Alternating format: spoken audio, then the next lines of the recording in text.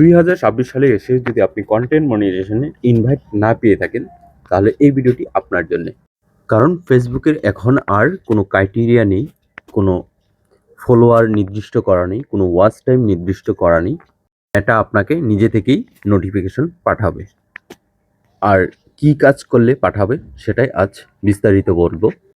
Facebook content monetization policies 2026 বিস্তারিত জানতে হলে ভিডিওটি শেষ পর্যন্ত দেখুন। আর নতুন হয়ে থাকলে প্লিজ সাবস্ক্রাইব করুন ইউটিউবার ম্যান। আমি আমার নিজের অভিজ্ঞতা আগে শেয়ার করব। আমি যে কন্টেন্ট মনিটাইজেশন পেয়েছি ফেসবুকে একটা পেজে আরও 2 বছর আগে, সেটা কাজ করি মোটামুটি অনিয়মিতই। আর আরেকটা যে প্রোফাইল আছে ওটাকে তো আমি ধরেও দেখি না। আগে পোস্ট করতাম, এখন তো মনে করে 1 বছর 6 মাস ধরে আমি পোস্টই করি না। কারণ আমি ইউটিউবে সময় দেওয়ার জন্য আমি ফেসবুকে সময় দিতে পারি না। তারপরও এই 1 সপ্তাহ হলো আমার কন্টেন্ট মনিটাইজেশন দিয়ে দিছে তাতেও ভালো। কারণ কি জানেন, ফেসবুকে ইনকাম যেহেতু এখন কম, কিন্তু যে কোনো সময় বাড়তে পারে। মনিটাইজেশন আসছে তো আর সমস্যা নেই। আর এর জন্য বলি, আমার বন্ধুরা যারা আমার ভিডিওটি দেখছেন, আপনারা প্রফেশনাল ড্যাশবোর্ডটি অন করে রাখবেন আর ইনভাইটেশনটা দিয়ে রাখবেন ফেসবুককে। যে কোনো সময় আপনাকে যে কোনো শর্ত ছাড়াই আপনাকে দিয়ে দিতে পারে। কন্টেন্ট মনিটাইজেশন পলিসিস ফেসবুক সবসময় চায় আপনি নিজের কন্টেন্ট বানান। আপনি যদি অন্যের ভিডিও ডাউনলোড করে আপলোড করে দেন টিকটক বা ইউটিউব থেকে, তাহলে কিন্তু মনিটাইজেশন বন্ধ হবে, পেজ রিচ ডাউন হয়ে যাবে। তাই সবসময় চেষ্টা করবেন নিজের ভয়েস, নিজের এডিট, নিজের স্টাইল ধরে রাখতে। 2 নম্বর হচ্ছে কপিরাইট রুলস, যেমন মুভি ক্লিপ, ড্রামা সিনস, অন্যের গান, এইগুলো ইউজ করলে ফেসবুক ইমিডিয়েটলি ডিটেক্ট করে ফেলে। সেফ থাকতে চাইলে এআই মিউজিক ব্যবহার করুন অথবা ফেসবুক মিউজিক লাইব্রেরি থেকে ব্যবহার করুন। মনে রাখবেন, সাউন্ড এর জন্য অনেক সময় ডিমনিটাইজ হয়ে যায়। Number 3, community standard.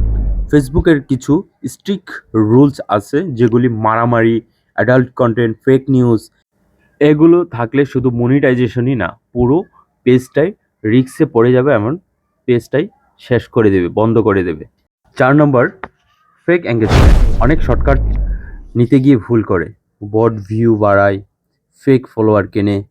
কিন্তু ফেসবুক অ্যালগরিদম এখন থেকে অনেক স্মার্ট, একেবারে ডিটেক্ট করলে মনিটাইজ অফ, পেজ রেস্ট্রিকশন হয়ে যাবে। তাই অর্গানিক গ্রোথই বেস্ট। নাম্বার 5 যেটি বলবো সেটি আগেও বলেছি, আবার বলছি, ইনভাইটেশন সিস্টেম নিউ আপডেট। আগে ছিল ফলোয়ার প্লাস ওয়াচ টাইম লাগতো, কিন্তু এখন ফেসবুক নিজে থেকেই ইনভাইট দেয়। যদি আপনার কন্টেন্ট ভালো লাগে, যদি আপনার কন্টেন্ট ভালো পারফর্ম করে, অডিয়েন্স এঙ্গেজ থাকে, তাহলে ফেসবুক বলবে you are eligible for monetization. তাই ফোকাস করুন কোয়ালিটি কন্টেন্টে। নাম্বার 6 হচ্ছে পারফর্ম ফ্যাক্টর। ফেসবুক এখন দেখে ওয়াচ টাইমের পার্সেন্ট, ভিডিও কতবার রিপিট হচ্ছে, শেয়ার হচ্ছে কিনা, এইগুলো ভালো হলে ইনকাম অটোমেটিকলি বাড়ে। শেষ পয়েন্টে আছি, কমন মিস্টেক যেগুলি করবেন না। এই ভুলগুলি করলে 100% প্রবলেম হবে। অন্যের video repost, watermark content, same video বারবার, ক্লিকবেট টাইটেল, এগুলি অ্যাভয়েড করলে আপনি সেফ থাকবেন। আর ফাইনাল একটি টিপস দেব, আপনি যদি মনিটাইজ পেতে চান, ডেইলি 1 থেকে 2টা ভিডিও আপলোড করুন। কারণ আপনি যদি ভিডিও আপলোডই না করেন বা ছবি আপলোড না করেন, তাহলে আপনার রিচ এঙ্গেজমেন্ট ডাউন হয়ে যাবে। তাই প্রতিদিন চেষ্টা করবেন একটি হলেও আপলোড করে রাখবেন।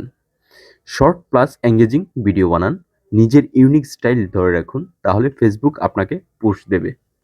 ফেসবুক মনিটাইজেশন পলিসিস 2026 সালের কেমন লাগলো আপনাদের কাছে ভিডিওটি কমেন্টে জানান। আর নতুন হয়ে থাকলে প্লিজ সাবস্ক্রাইব করেন